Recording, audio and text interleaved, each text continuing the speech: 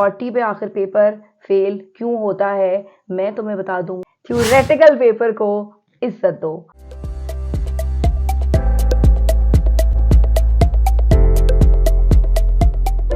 अस्सलाम वालेकुम जनाब, क्या हाल है मेरे शहजादे और शहजादियों का।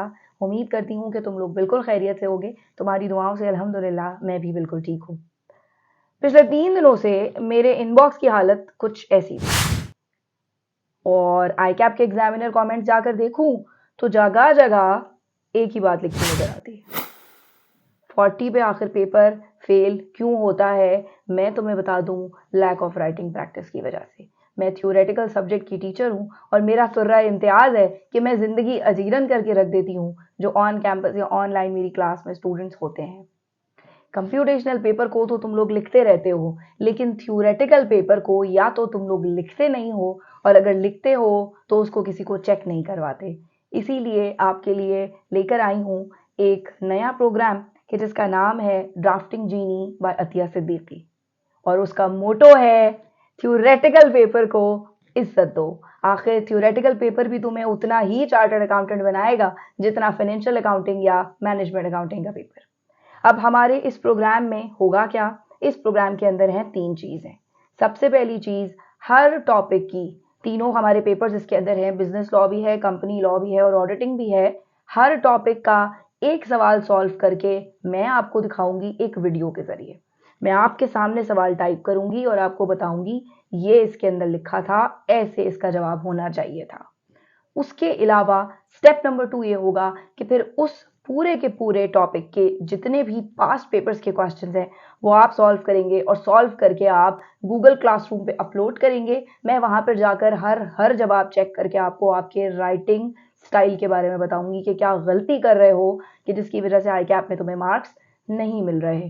स्टेप नंबर 3 होगा हमारी टेस्ट सीरीज, जो कि इंशाल्लाह हम जनवरी में लॉन्च करेंगे और उसके अंदर होंगे 6 टेस्ट। अभी से टेस्ट सीरीज लॉन्च नहीं करूंगी क्योंकि अभी टेस्ट कोई देने को तैयार होता नहीं है। पहले थोड़ी तैयारी हो जाए फिर टेस्ट देंगे इंशाल्लाह। कुछ बच्चों का ये सवाल आया जब मैंने वो अपना फ्लायर जो है वो लगाया फर्स्ट टाइम, तो कुछ बच्चों का ये सवाल आया कि ड्राफ्टिंग जीनी और रेगुलर क्लास में क्या फ़र्क है। रेगुलर क्लास में आपको दिया जाएगा कॉन्सेप्ट, मैं आपको कॉन्सेप्ट नहीं दे रही, उसके लिए अलग से क्लास है। इस पर्टिकुलर प्रोजेक्ट के अंदर मैं सिर्फ आपका लिखा चेक करना चाहूँगी। ये फैसिलिटी आपको प्रोवाइड करना चाहूँगी जो मैं अपनी रेगुलर क्लासेस में सारे स्टूडेंट्स को प्रोवाइड करती हूँ।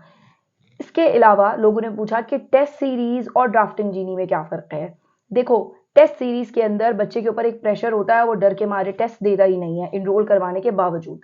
यहाँ पर तुम्हारे पास ये फैसिलिटी होगी कि एक टॉपिक को पढ़ने के बाद तुम उसी टॉपिक से रेलेवेंट जितने भी पास्ट पेपर्स के सवालात हैं वो सॉल्व करोगे।